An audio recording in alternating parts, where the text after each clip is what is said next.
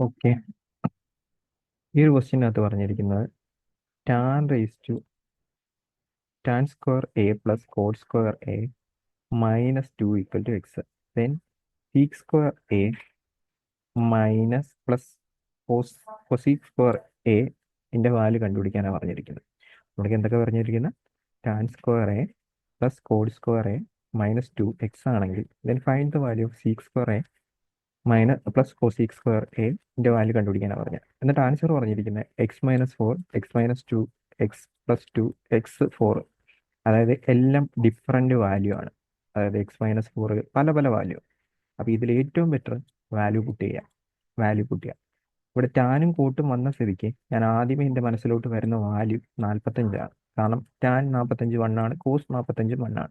അപ്പൊ ഞാൻ 45 കൊടുക്കുവാണെങ്കിൽ tan square 1 plus cot square 1 minus 2. Okay, എക്സിന്റെ വാല്യൂ എത്ര കിട്ടും? 0 എന്ന് പറഞ്ഞിട്ട്. എക്സിന്റെ വാല്യൂ എത്ര എന്ന് പറഞ്ഞിട്ട് 0 എന്ന് പറഞ്ഞിട്ട്. ഇനി നമ്മൾ അടുത്ത് എന്ത് ചെയ്യണം? ഇതിലും 45 ഇട്ട് കൊടുക്കണം. 45 ഇട്ട് കൊടുക്കുമ്പോൾ എത്ര കിട്ടും നോക്കാം. നോക്കേ, അപ്പൊ സീക്ക് സ്ക്വയർ 2a. സീക്കിന്റെ വാല്യൂ എത്ര വരും? √2 വരും. അതിന്റെ സ്ക്വയർ 2 പ്ലസ് ഇവിടെ അടുത്തത് സീക്ക് സ്ക്വയർ 2a, അതും 2 വരും. അപ്പൊ ഫൈനൽ ആൻസർ 4. ഓക്കെ, അപ്പോൾ എക്സിന്റെ വാല്യൂ 0 എന്നറിയാം, ഇതിന്റെ വാല്യൂ 4 എന്ന് അറിയാം. അപ്പൊ നമ്മൾ എക്സിന്റെ വാല്യൂ ഇതിൽ സബ്സ്റ്റിറ്റ്യൂട്ട് ചെയ്യുമ്പോൾ ഏത് കേസിലാണ് 4 കിട്ടുന്നത് നോക്കാം. ഇവിടെ ഇട്ട് കൊടുത്ത് വെച്ചാൽ ഇവിടെ x0 ഇട്ട് കൊടുത്തു കഴിഞ്ഞാൽ എത്ര വരും? -4 വരും. ഇതല്ല. ഇവിടെയാണെങ്കിലോ -2, ഇവിടെയാണെങ്കിലോ 2.